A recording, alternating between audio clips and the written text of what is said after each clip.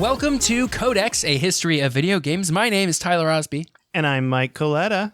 And this week we're getting back on the Half-Life train with Half-Life Part 2. Is that full life or is it just... is it quarter life? Oh, are we dividing? Are we I think multiplying? we divide if it's the scientific term, right? Because isn't a Half-Life like how long it takes something to get to half potency? Right. Yeah, it is the right term? I think it's a term, I have no idea what I'm talking about. It's for radiation, yeah. It's the time it takes for something to be, for a radioactive isotope to decay to whatever its stable form is, I think. Oh, and that's half the time? Yeah. So in that, whatever that time is, whatever the half-life is, after that amount of time has passed, if you have like a pile of some radioactive goop or whatever. Like we do. Half of it will be whatever the stable non-radioactive goop is, and the other half will still be radioactive Everyone's got a pile of radioactive goo in the back of their yard. It's just the way it works, you know?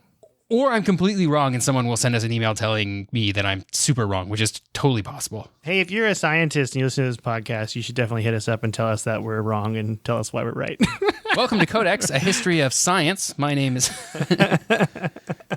Oh, man. Yeah, so today we are going to keep talking about Half-Life, and we're actually going to talk about the 3 expansion packs that Gearbox... Yeah, 3 expansion packs, but Mike, when I click into my Steam list here, I only see 2 Half-Life story expansion packs. Well, that's because there's a special one at the end. Oh, I can't wait to talk about that one. Yeah, so we're going to talk about this. This is Gearbox pre-Borderlands days, by the way. That's what really got me, is I was like, oh, I had no idea that this Borderlands crew was making stuff before then, way before then.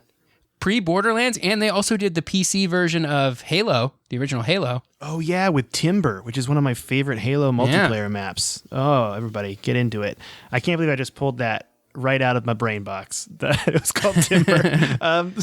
Okay, let's start at the beginning of this. So Gearbox and Valve form a partnership to do Half-Life's 2 expansions. Actually, originally it was just 1. So they just went one at a time, I believe, contractually wise. Okay. And so they announced that Half-Life Opposing Force would launch on April 15th, 1999. Now, Randy Pitchford is the founder of Gearbox, and he actually has like a reason kind of for why Valve didn't do their own expansions and hire Gearbox. And he says, quote, to focus on their future titles, end quote. So that's a pretty descriptive way to put it. But that's really soon after Half-Life came out, because Half-Life came out in November of 98. So it was less than 6 months later. Yeah, I'm pretty sure Gearbox was maybe working on something maybe before it released, but I couldn't get a time of development's beginning. Like it's weird because I looked at all the Wikipedia like footnotes at the bottom, and there's no stories about how these were made. Like usually there's like an internet article somewhere that's an obscure area of the internet for a gaming website that no longer exists that I can find like an archived article for. But these 3 expansions, nothing. Really. So so this, I mean, we all know why Valve didn't work on it, and that's because not only was Valve developing the Source engine and all the stuff that goes with that, but also they were working on Steam, which I think we all know is a pretty big deal. So that's really what was going on behind the scenes.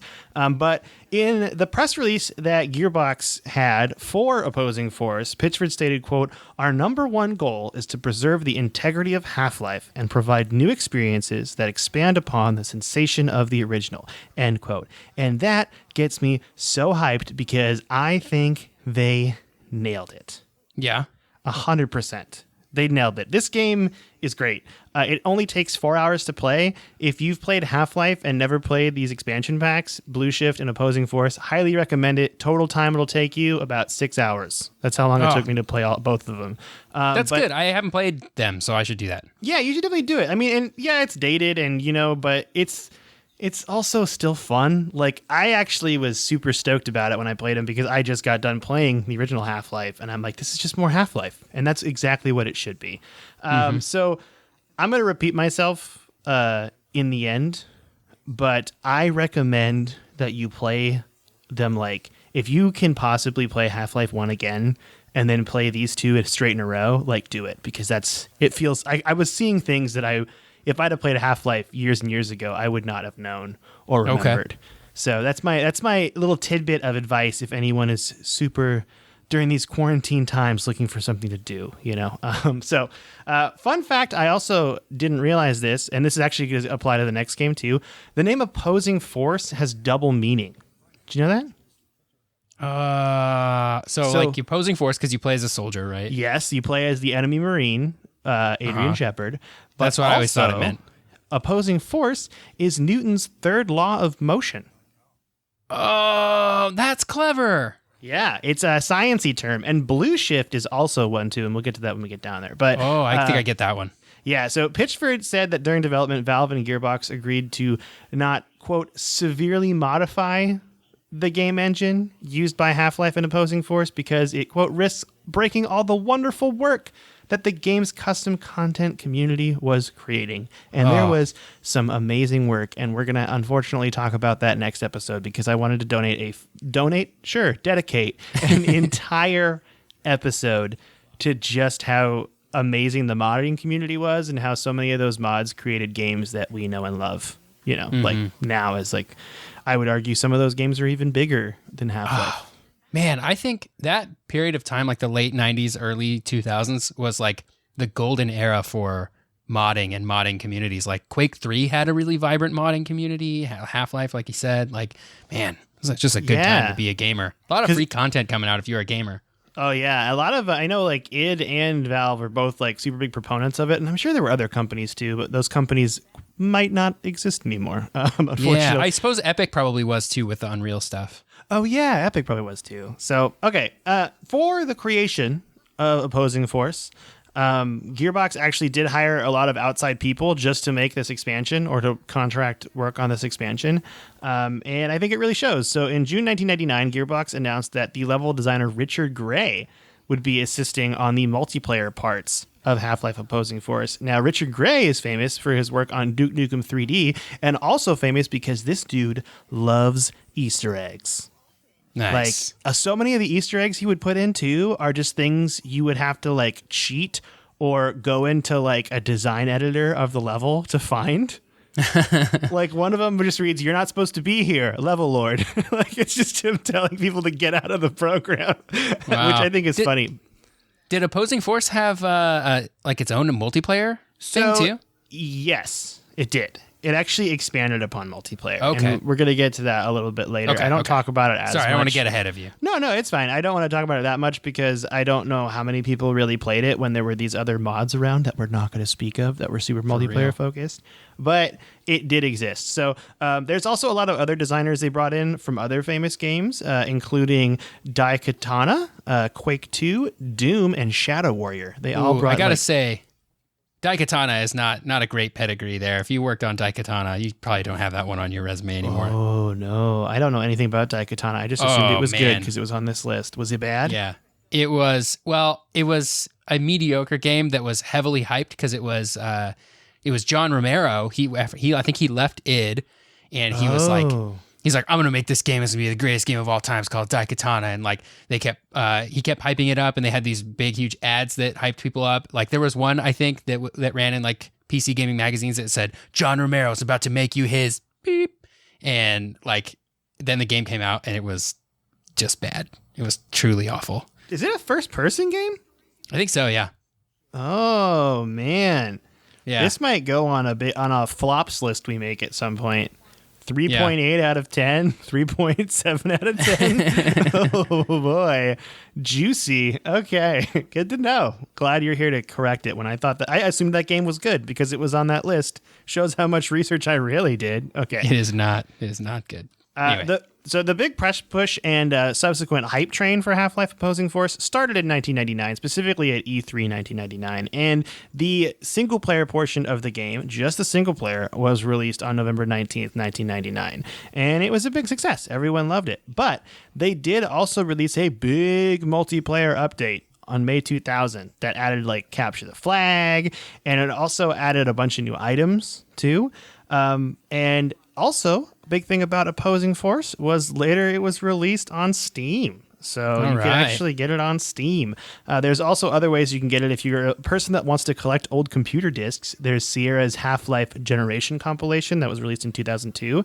And there was also a Electronic Arts Half-Life 1 anthology released on September 26, 2005. Now, those ones specifically will not include the third game that I mentioned today. So just so everyone knows it. Yeah, they won't have them. They're just Half-Life, Opposing Force, and then Blue Shift. Okay. There is, like, if you go to like a thrift store and find like a really old copy of Half-Life, of any of those games, Half-Life, Opposing Force, Blue Shift, and I think Counter-Strike, the code, the CD key on there, when you type it into Steam, it will give you just all of those games because like the way they generated those CD keys, they don't actually know what game the CD key is for. Any game's CD key will work for any other game. And so when you put that code in, you just get them all on Steam if it hasn't been used already. Yeah, so I remember when I bought... full disclosure, everybody. We're going to go back, step into the Mike Coletta PC Gaming Time Machine. When I first got Steam, I actually bought my account from someone else who had like multiple Steam accounts. And but I actually remember it coming with like just Counter-Strike and then Half-Life 2 and then I think Team Fortress. And that was it. Those were and Portal. Those were so I was kind of like they bought the orange box. I think that's the orange box. Yeah, that makes sense because it would have been the orange box was Counter-Strike Source. Yeah, it was Half-Life Source. 2. It was not 1.6. Yeah. It was Source. So yeah, Half-Life 2 and Portal. Yeah, that's the orange box. Yeah, and I pretty much bought it so I could play Counter-Strike with my friend. But I bought it for $20. It wasn't that bad, you know. But I'm a big fan. I've kept that account this whole time, you know. Like I made sure to change all the information, but I feel like I'm a legit consumer now. Hopefully Valve doesn't listen to this and then completely ban me from their service. That would be upsetting. But anyway, in Half-Life Opposing Force, you play as Adrian Shepard, who is a bad guy. That's right. You're one of the Marines that like betrays everybody, but you are assigned to what is called the Hazardous Environment Combat Unit. You are meant to go into Black Mesa when all this stuff happens, and you're there to quell the alien invasion and also silence all witnesses. That's right. You're the bad guy. Oh no. And you know who one of the witnesses? It's our boy, Gordon Freeman. It's true. It is our boy, Gordon Freeman. But the one thing about Shepard is he actually becomes like isolated from the rest of his teammates, you know? And because of that, you actually have to ally with the Black Mesa personnel to escape. So you're like a bad guy that ends up becoming a good guy. And in a fun twist of events I just found out, you could kill your fellow Marines. I didn't know that, but one time I went into a closet to go get items, and a Marine was just standing in the door, and I couldn't get out. And I was like, how do I get out of here? And I just like crowbarred him, thinking it wouldn't do anything, and then I just murdered him. Oh, no. And I was like, oh, well, you know, he's a bad guy anyway, so it's totally fine. But yeah, you could definitely murder your fellow Marines in that game.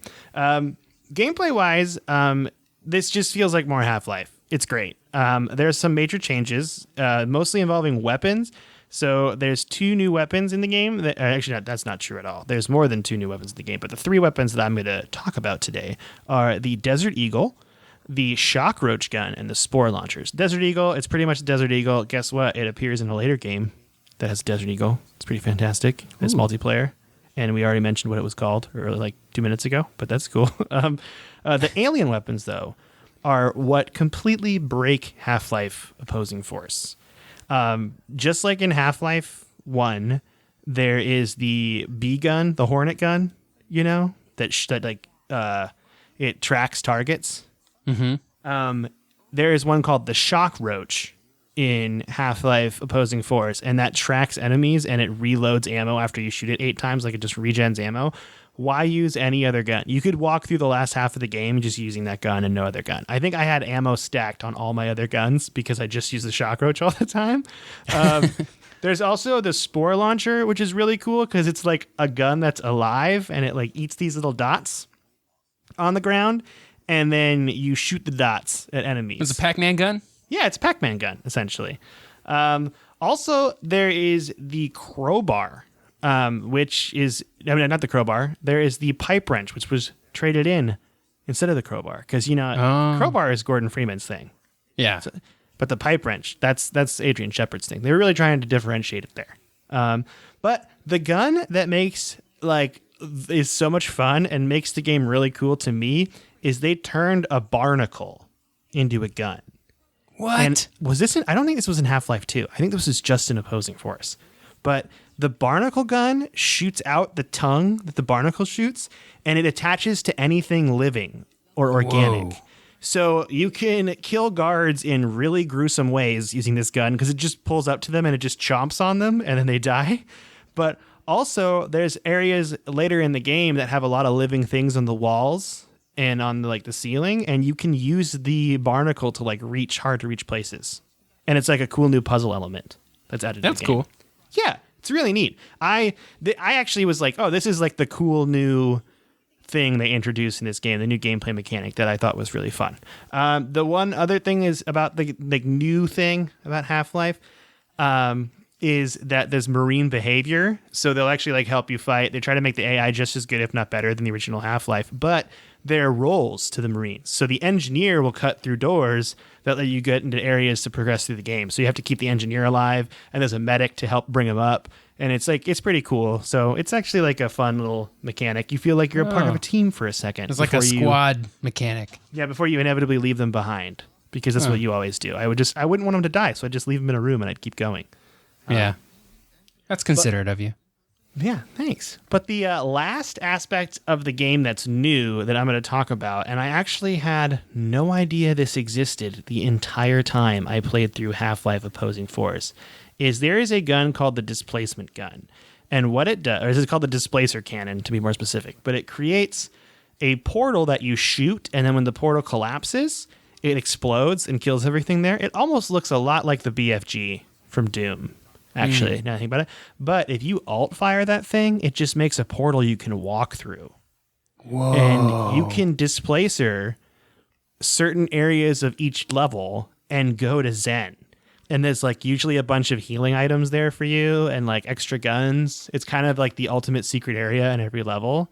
Oh, that's cool. Yeah, I had no idea this was a thing until the very last level of the game. When I was I was at the boss and I'm you know what? I just want to watch a guide. I don't want to I was kind of burned at the time. I was I just want to do this.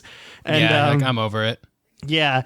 And the guy was oh yeah, there's a displacement point here. And I'm wait, what's a displacement point? And then I just watched him teleport to Zen, and I tried it, and then I killed myself because I didn't use the alt fire. I didn't realize that it was a thing. But that's a new cool thing that they add in this game, and it also carries over to Blue Force as well. You can do displacement points in Blue Force, or Blue Shift, not Opposing Force. I'm mixing them together. Do you like that? Opposing Shift, Blue Force. Blue Force. We're on the same page. But yeah, this game is great. One of the coolest things about it is how it actually crosses over with the main story. I don't want to spoil it, but I will just say you definitely come across familiar territory and characters with the first game. Nice. Also, Opposing Force was super positive reviews. It has an 85.45 on game rankings. The game easily sold over 1 million copies since it was released. The last time it was recorded was at 1.1 million, but this game is a part of every single Valve bundle. And I feel whenever you get Steam for the first time, a lot of people buy the Valve bundle, So this game's been sold so many times. Yeah, and those games go on sale all the time. It's on sale right now. It's literally 99 cents on Steam. Yeah, right I was now. going to say, it's going to be $1 because this game, I think its retail price is $4.99. Also, Blue Shift is $4.99. So you should definitely pick these up. There's no reason not to. It's they're practically giving it away. Yep. I actually bought my Valve bundle during the summer sale. So I got because I think it's a regular price. It's $200, but I got it for $40 for all. Nice. And it gives you all those games. It's crazy. That's a deal. Yeah, it's a steal for sure. Now, Half-Life Blue Shift. All right, Blue Shift was funny enough in Q2 2000, but not initially as a PC title. It was a part of the Dreamcast port of Half-Life. Dreamcast port, but that never came out, Mike. Oh, we're going to get there. But the fun fact about the Dreamcast port, it was labeled as being oh, we're going to have higher models with more detail and all these crazy textures. We're going to double the polygon count. What? Double it? Holy moly. Double it. Because we're in an era right now where polygons are king. This is before resolution became a big deal and frames per second. This was all about polygons. The Dreamcast port, by the way, developed by Captivation Digital Laboratories, but Blue Shift, as both a part of the Dreamcast port and the inevitable PC release, still developed by Gearbox. So Gearbox just worked on the Blue Shift part of it. Gotcha. You know how much we love the working titles of games? The working title of Blue Shift was Half-Life Guard Duty, which I actually think was pretty great. That's a good name. It's a good name. But they changed it to Blue Shift because guess what? It also has a double meaning because Blue Shift is a light phenomenon. So there you go. It's a scientific term. They didn't call it Blue Shift, by the way, until Sierra announced it on August 30th, 2000. That's when the game was formerly known as Half-Life. Formally known as Half-Life Blue Shift, not formerly. What am I doing today? I just can't speak. I'm over-caffeinated. It feels great. Okay. At the European Computer Trade Show in September 2000, they kind of released what Blue Shift was going to be all about. And then it would release the Dreamcast version on November 1st, 2000. And then the Dreamcast port was delayed by Sierra because of, quote, high expectations of customers, and they wanted to make sure it was really good and that everything was great. You know, they're like, we want to make a good game, because I think that was Valve's motto too, is like, we're going to wait. I mean, the game is going to be, if we wait, it's just delayed, but if we release it, it's going to suck forever. So we got to make sure we make it perfect. But then on March 29th, 2001, Sierra was like, hey, Blue Shift, it's going to come out on Windows as a standalone game. And you don't even need the original Half-Life to run it. Wow, what a great deal. Yeah, you could just play it as a standalone. The new models developed for the Dreamcast version would also be included in the PC version as the Half-Life High Definition Pack. In fact, I believe if you play Half-Life or Opposing Force or Blue Shift now, it will just automatically be that Half-Life High Definition Pack, because I think you're right. Yeah, because I played them and I'm like, the faces look different than the faces in this old school video I was watching. I'm like, yeah, they definitely like put that high texture pack in there. But then they announced Gearbox said, you know what? It's E3 2001, big announcement. Blue Shift is playable, and then it was released on June 12th, 2001. So it was kind of like Hype Train at E3, released very shortly thereafter. Nice. But then on June 16th, 2001, they canceled the Dreamcast port of Half-Life. Oh, no. Yep, there it goes. They announced, quote, changing market conditions, which is also known for who plays Dreamcast. That was the big thing. I know there's a lot of Dreamcast fans that listen to this podcast. We love the Dreamcast, but this was the time when it kind of like went away. When did Sega say they were going to stop making Dreamcast? I'm going to look that up real quick. Yeah, look that up, because we covered the Dreamcast and it felt really sad. It felt like bittersweet, because you wanted it. I think now it's got this like really big nostalgic feel to it. But in 2001, like businesses were just like, we're not releasing on Dreamcast. March 31st is when Sega said, hey, you know this Dreamcast thing? We're going to stop making it. So that makes sense then that like a few days later, a couple days before, actually, that was when Sierra said, hey, Blue Shift is also going to be on PC. Oh, yeah. So they probably didn't heard want to about it. announce the cancellation until like later on. They waited for Blue Shift to come out on PC so it wouldn't like hurt the sales. And then a week, like 5 or 4 days later, they just announced that they're canceling the port on Dreamcast. They actually did have some reviews of the Dreamcast version. They finished it as far as I know. Yeah. Like, the game was finished. The game was done, yeah.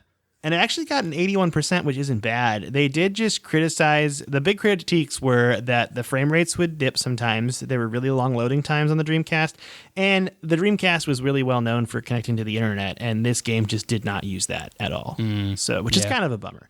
But yeah, the late build of the Dreamcast version actually was leaked online. And you can play the quote unquote Dreamcast version if you want to. I've checked it out. It's there. Oh, you have? Yeah. It's cool. I mean, it's Half-Life on Dreamcast. It runs slow and the loading times are long. Hey, you know what? That review wasn't far off. Good to know. Yeah, but it does have Blue Shift. Yeah, there you go. So Blue Shift and the High Definition Pack were actually absent in the beginning from Valve's content delivery system Steam coming out in September 2003. But which is weird because Opposing Force and Half-Life Original were both at launch. So I think it just got delayed a little bit.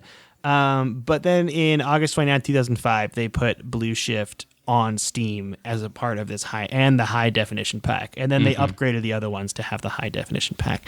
But again, if you're a disc collector, they're still on that Generation compilation and that anthology I mentioned before. When I talked about Opposing Force, you can get them on there too. If you want to have a physical disc and hold it in your hands, be like, I have a piece of history I am holding. You can do that. Now, in Blue Shift, you play as Barney Calhoun. Which is an amazing name.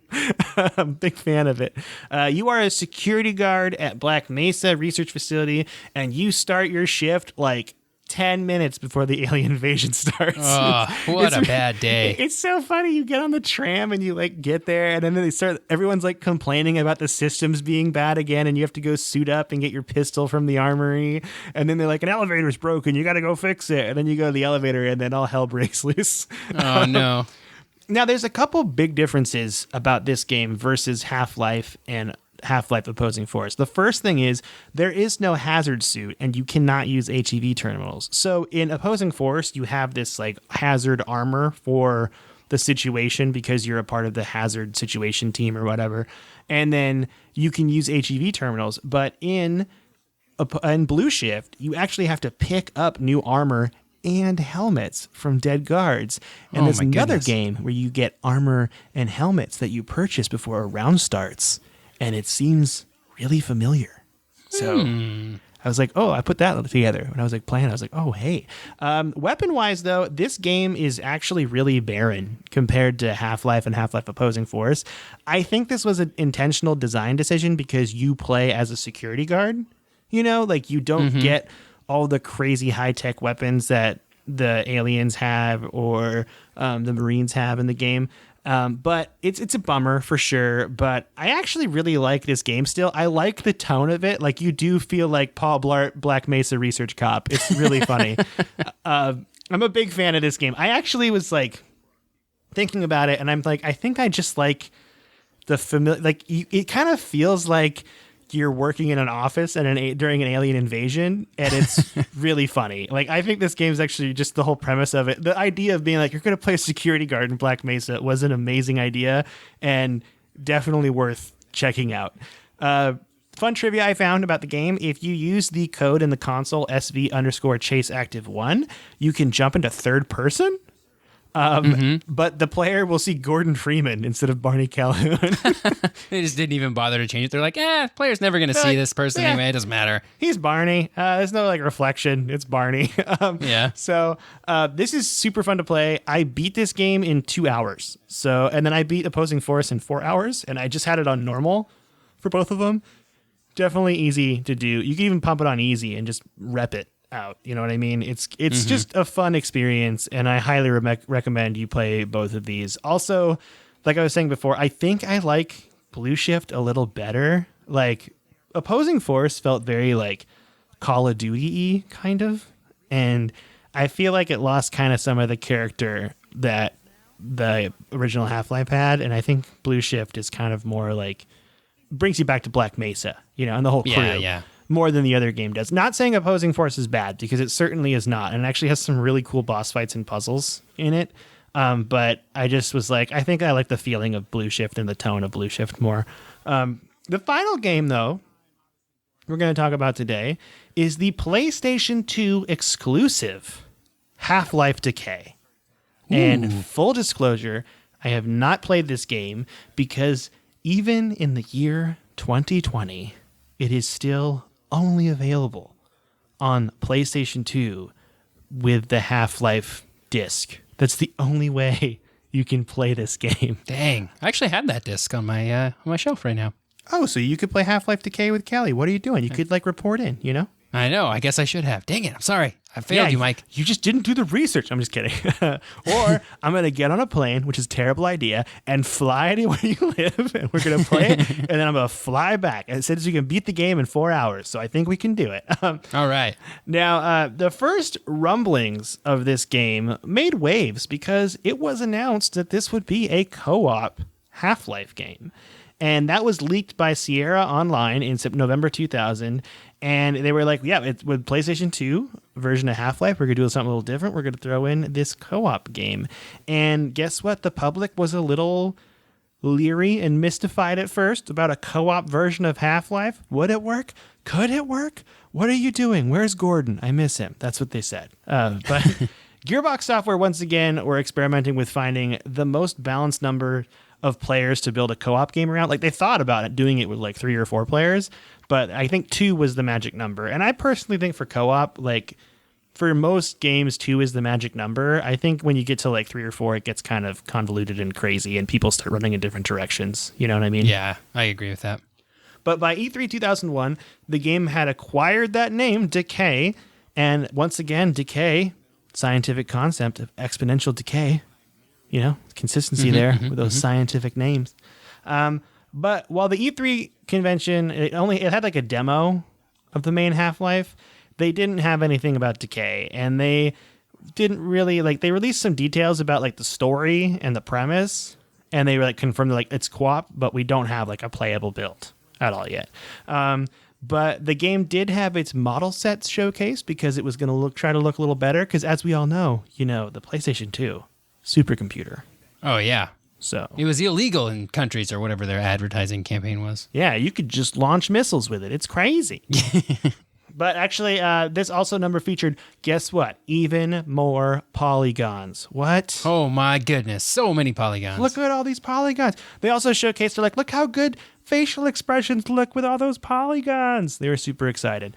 But yeah, everything's still about polygons. That's just the way the world worked in the year 2000. But the enhanced models were around twice as detailed as those in the high def pack. So it actually was like pretty noticeable. And that, I mean, the high def pack made the original Half-Life look like a joke. It was so much better. But yeah, this, of course, is possible because, PS2 supercomputer. So they had it. It's weird because you're playing a game about sneaking in, about being in a secret government research facility on a machine that's probably in a secret government research facility. Whoa. The PlayStation 2. That's my guess. Hot take. PlayStation 2, Area 51, connected somehow. Hot take. Okay.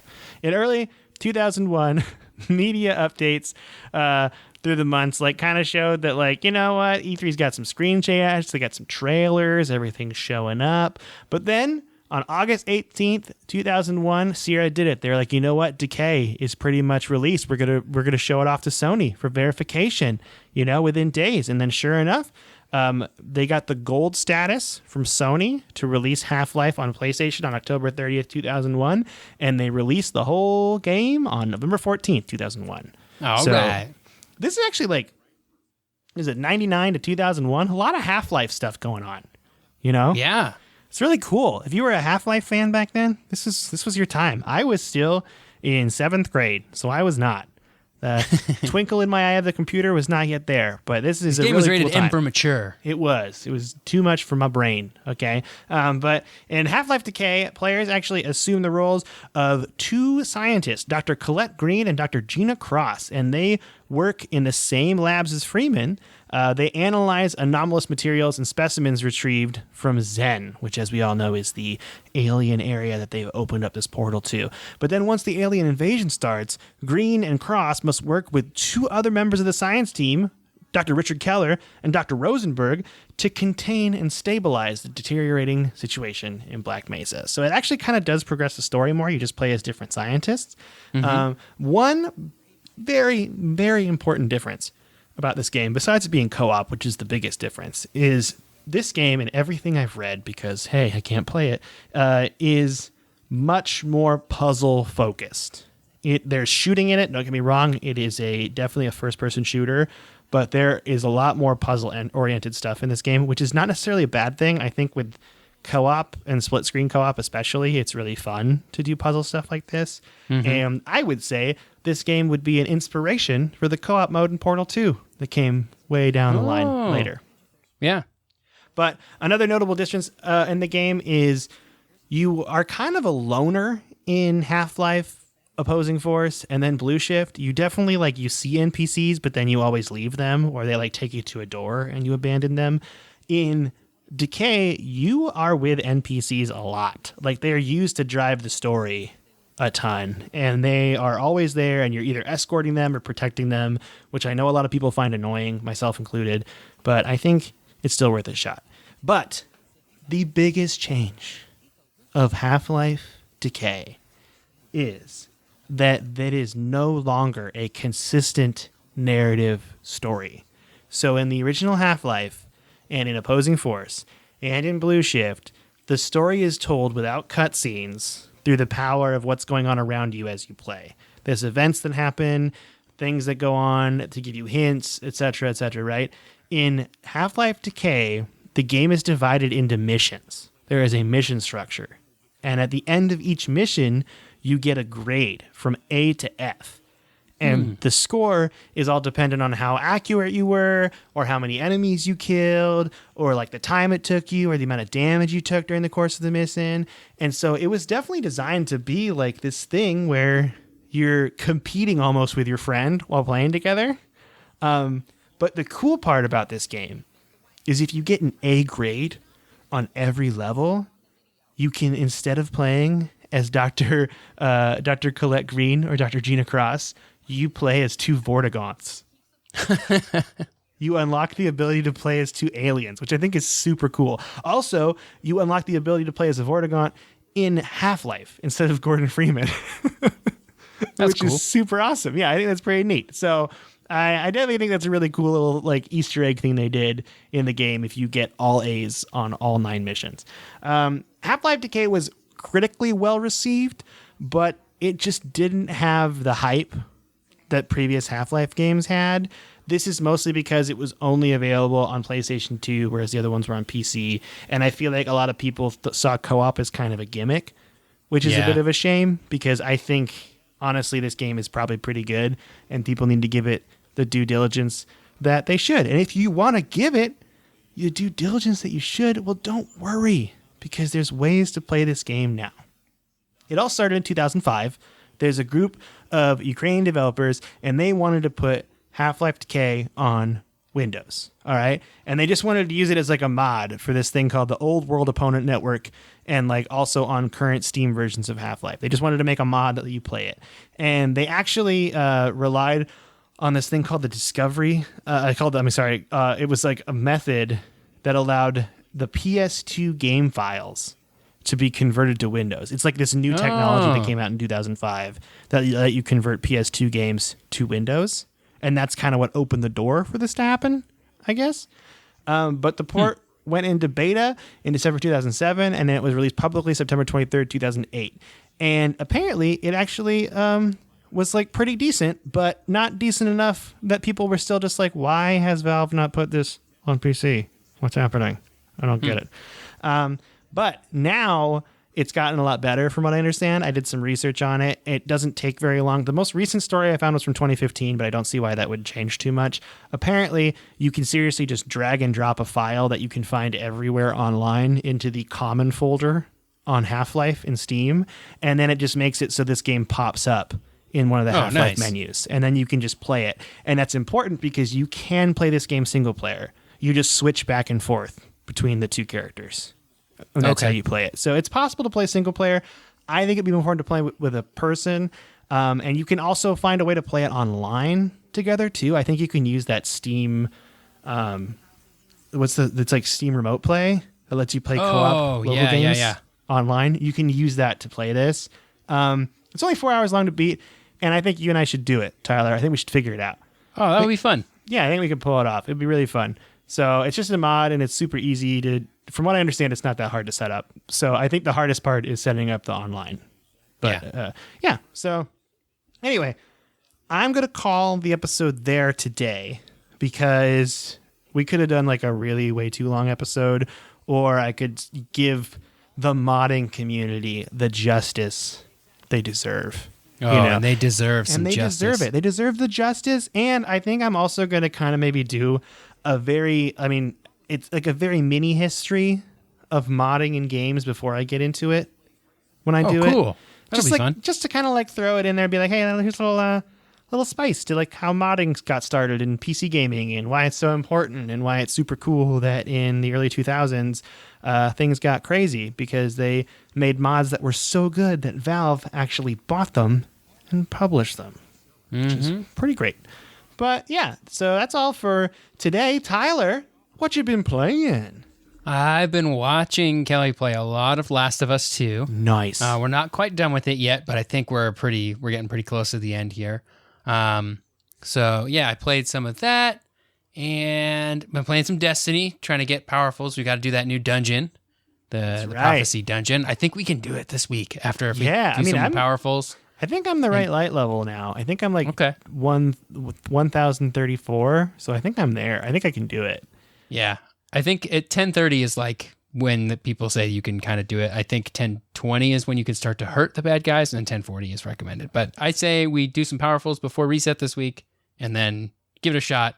Get our butts dungeon kicked. On. Yeah. Yeah. Get our butts kicked. Get some more powerfuls at reset. We'll crush it. So yeah, I'm playing Last of Us, Destiny, and then I recently picked up an old Power Mac G4. Ooh, this is exciting. From eBay.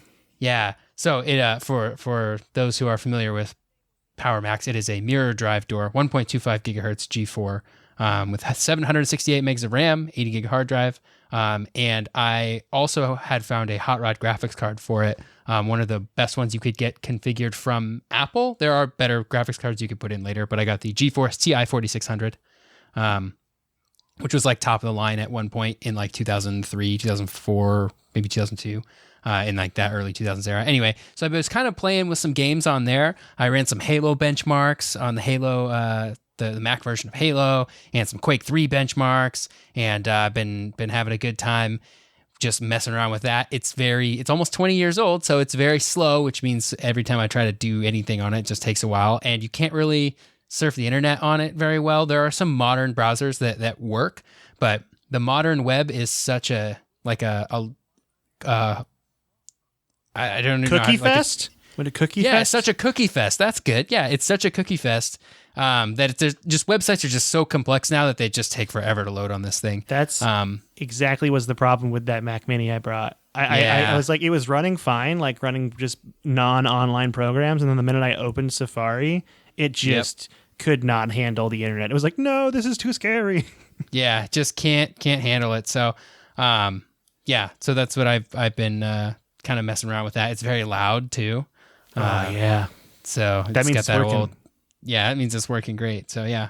That Mac Mini that you have is a Core 2 Duo? Yeah. So I don't know. Did I tell the listeners about this? I don't know if I did. I don't know. I got a broken Mac Mini on Craigslist for $15, and I fixed it like a champion. It just needed a new PRAM battery and some tender love and care, and then I fixed it. But it has a Intel Core 2 Duo processor, which means I can do a little bit of upgrading on it. I just haven't bought the parts yet, which is ridiculous because the parts are so cheap. Like, yeah, I think to get like the RAM I need to upgrade it is like $17. It's because those parts are so old. Like people are probably going to be like, why are you buying this? Yeah. But yeah, it's just kind of a fun thing to have. It doesn't take up a lot of space either. So it's just like this little cool thing I got, and I've never owned a Mac before. So it's like, this is my Mac. It doesn't run very well, but I love it just the same. What version of OS 10 are you running on it? It's 10. It's Lion. I don't know, like 10. Oh, Lion. So 10.7. Okay. 10.7. Okay, I was like, it's either 10.4 or 10.7. Which one was it? Yeah. And I've heard Tiger is 10.4. Oh, okay. Because I've heard talking to you that maybe Snow Leopard's the wheelhouse I need to be sitting in. Yeah, Snow Leopard might be the way to go. But I'm running Tiger on my Power Mac. I wonder if it also runs OS 9. Cheap. Oh, really? Yeah, it's one of the fastest Macs that can still boot OS 9, which is pretty cool. Oh, that's really cool. I wonder if I should scour thrift stores and eBay for a Snow Leopard disc just to save some time. Yeah, you could just download it too. Yeah, I could download it. I was like, do I need to burn a CD in 2020? Am I really going to do that? It. You can put it on a USB drive. There's a way to do it. Okay. But yeah, welcome back to Codec's History of Refurbishing Old Macs. I would love to do Codec's A History of Macintosh Computers. Oh my gosh. We could do that as a fun one. I think that's still appropriate. You know, I think listeners would still be fine with that. Yeah. Let us know if you would listen to that. Send me an email. CodexHistoryPodcast@gmail.com. Tell me you would like to hear that, and we'll think about it. Yeah, definitely. Do you want me to do some stuff that I've been playing this week? Yes. Yeah. What have you been playing? I, in 2 days, beat Super Mario Odyssey. That was super fun for the Switch. What a great game. And when I say beat it, I mean I beat Bowser, and there was still a lot more for me to do, but I was just like, I feel content. Mm-hmm. This is good. But then also, I have been kind of on and off again obsession with the game Darkest Dungeon. And with the Steam Summer Sale going on, I bought the DLC. And I just like to turn that on and play it while I'm like watching TV because it's perfect for that. And it's pretty great. It's very frustrating, but I've gotten to the point now that I don't really rage when my entire party dies. I just laugh because the game is like, it's like they all have a heart attack at the exact same time and they're all dead. It's just kind of weird. But that game is so good. And if it wasn't, I mean, I think it came out in 2016. The original, but it's still very much being upgraded and playable. So I think it's kind of too soon for me to do a history on it. I thought about it and I was like, I think this is still like very relevant. Maybe if they ever come out with a Darkest Dungeon 2, I'll do Darkest Dungeon 1. But it's just a really well thought out and well built indie game, which I love. And it also runs on a toaster. So everyone should try that out. But yeah, it's super fun. And I also been playing Destiny with you, and Tyler is my League of Legends coach, and we've been playing that. Oh, that's right. Too. We have been playing that in very small amounts, but because I only really like to play with Tyler, and I turn all the chat off so I don't have to listen to anybody but Tyler. I started doing that too. And I just try to play League of Legends, and sometimes it works out great, and sometimes it's a disaster. Yeah. Full disclosure, really I do work at Riot Games, so just that full disclosure there. But yeah, we have fun playing. I like to think that even if you played League and you didn't work at Riot Games, we would still be trying this out because I see it. I know a lot of people play it. A lot of people that I've known for a long time that I didn't know play it. Yeah, you know what I mean. There's a lot it's of people one of those PC games that has a big audience and people are into it, and I'm really bad at it, but I have so much fun. Well, I'm glad. That's good. Yeah, that's all that matters. And but that's what we've been playing, and so it's been pretty great. I don't know what I'm going to play next, honestly. I'm kind of like out of Half-Life games unless we can get Half-Life Decay working. But we've also kind of flirted around with you and I playing the co-op mod for Half-Life 2, which would be pretty fun. Oh yeah, we should do that. That would be fun. We got to beat Reach first, though. Reach is so easy. We're really close. Like we're like halfway through Reach.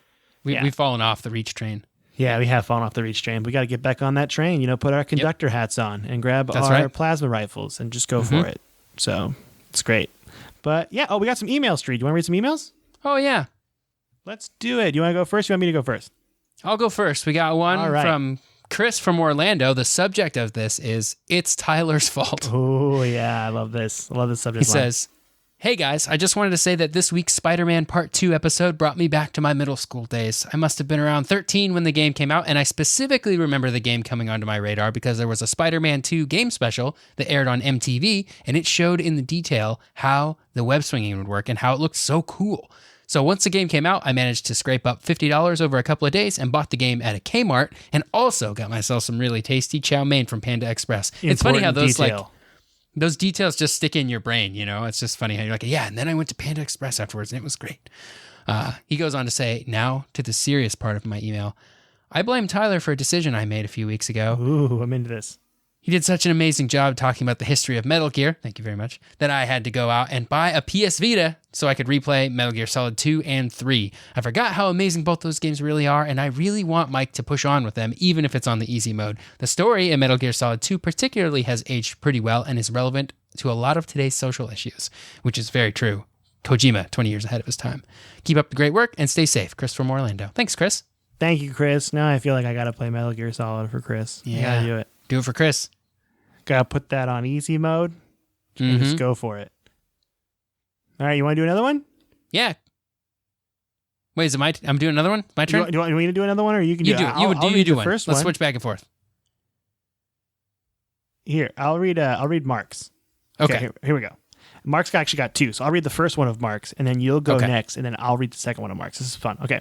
Good day, Mike and Tyler. Just wanted to say I enjoyed listening to a few of your podcast episodes this afternoon. It's already one of my favorite gaming podcasts, and I'm always interested in learning more about video gaming history. Hope you guys can explore some more PC game history, since I'm predominantly a PC gamer, but I think you've already got a good mix in terms of games/platforms. On a side note, I had to laugh when you mentioned that despite your best intentions in wanting to play games on long flights, you always manage to fall asleep instead. Sounds exactly like something I'd do. And that's true. I cannot stay awake on flights anymore. I just go to bed. Yeah. It's like teleporting. Yeah, exactly. You're teleporting. Also, I totally agree about Fallout 4. The crafting/building and Radiant quests were a bit of a turnoff for me. Best regards, Mark in Australia. You know what? I still liked Fallout 4. So he's agreeing with Tyler here. Yeah, listeners. Wasn't a huge fan. That's okay. I totally get it. That's fine, Mark. It's not a big deal. It's fine. I'm not crying. You're crying. Everything's great. You want to read Peter's email? I'll read Peter's email. Peter contacted us last week. We talked about how he had a podcast, and so we'll give him the old shout out here because we said we would. His podcast is called The Men Who Stare at Screens, not to be confused with the other podcast of the same name, which they were not aware of when they named it. It's on Spotify and hosted by Sounder. So there you go. The Men Who Stare at Screens. Thanks, Peter. Everyone listen to the men who stare at screens, but not the wrong one. You got to decide. Yeah, you got to figure out the one with Peter on it. Hopefully they don't both have a Peter on them. The choice is yours and yours alone. Okay. Mark then had a second email that came out, and it says, "Hey guys, I only just realized you had a PC gaming episode, so I probably should have listened to it before I sent my last email. Lots of nostalgia in that episode. Hey, you know what, Mark? It's not a big deal at all because we're going to keep doing more PC episodes." Mark goes on to say, "My first PC was an IBM PC XT 8086 clone with dual 5 and 1/4 inch floppy drives, CGA graphics, and no hard disk. Tyler, could you please translate that for me?" Well, the 8086 was the first processor that Intel made that is like started the whole like x86 line, which we are still on today. Like modern processors in PCs today are still compatible with the 8086, like code written for that processor. I mean, there's a lot of caveats to go with that, but yeah, 2 5 1/4 inch floppy drives. You know those big old floppies, 5 1/4 inch. Oh, I love those big old floppies. Yeah, CGA graphics is it's a standard for displaying graphics on a monitor. It's notable because it's got this weird like magenta, cyan, like yellow sort of color palette that just looks really weird, and it feels very 80s. Ooh, I'm into that. And it's so old that it has no hard disk. Everything had to be booted off those 5 1/4 inch floppies. This thing is that's like early 80s, probably 80, 86. I bet that processor came out in the 70s. But follow-up questions for Mark. Do you still have it? That's what I want in the follow-up email, Mark. I want to know. All right, Mark goes on to say, "I played a lot of old games like Digger, Frogger, MS Flight Simulator, oh yeah, Microsoft Decathlon, Paratrooper, and Sierra Online Boxing. I also learned to program my first games on it using BASIC and books I borrowed from my school library. Good times." Nice. Mark. Can't believe neither of you have ever played Quake. It was a formative game for me for several reasons. One, first multiplayer game I really got into and even formed clans to play competitively online in Quake World Team Fortress, the original and best version of Team Fortress. Two, the time I finally switched to using a mouse and keyboard for playing FPSs. Before that, it was all keyboard. Can you imagine there being a time when you just use the keyboard? No. Wow. That sounds terrifying. That is incredible. It's awful. Yeah. The first time I played a game with a dedicated video card. Anti-aliasing makes things look pretty. That's nice. Wow, Mark is an OG. Yeah, Mark's a champion. Maybe Original you could gamer. do an episode on the Quake series sometime. We will, Mark. I gotta play Quake. That would be fun. Though. We gotta do a Quake thing. Yeah. I'm down for that. Mark says, "Glad you mentioned Guild Wars, though. That was another game I probably invested way too much time in. Also ran a guild in that. We were never really competitive, though. I believe one time we ended up just trolling the opposition by creating a monk ball and seeing how long we could survive for. After several minutes, we were finally defeated by the opposing guild, to which one of them said, 'Good game, but don't try that bleep in here ever again.'" Fair cop. Cheers, Mark. Thanks, Mark, for your email. That's some great stuff. I would love to learn more about PC stuff from you, Mark. It sounds great. Yeah, he sounds like he goes way back. That's awesome. That is awesome. Thanks for the email, Mark. And we want to know if you still have that computer or not, because that's really cool. And also, you can email us anytime you want at codexhistorypodcast@gmail.com. You can leave us a review on Apple Podcasts. That helps out a lot. You can also just tell your friends about the show. That helps out a lot, too. Or you could just do nothing and keep listening, because it's a free podcast, and no one's telling you to do anything you don't have to do. Tyler, let's say bye to everybody. You want to say bye to everybody? Yeah, goodbye, everybody.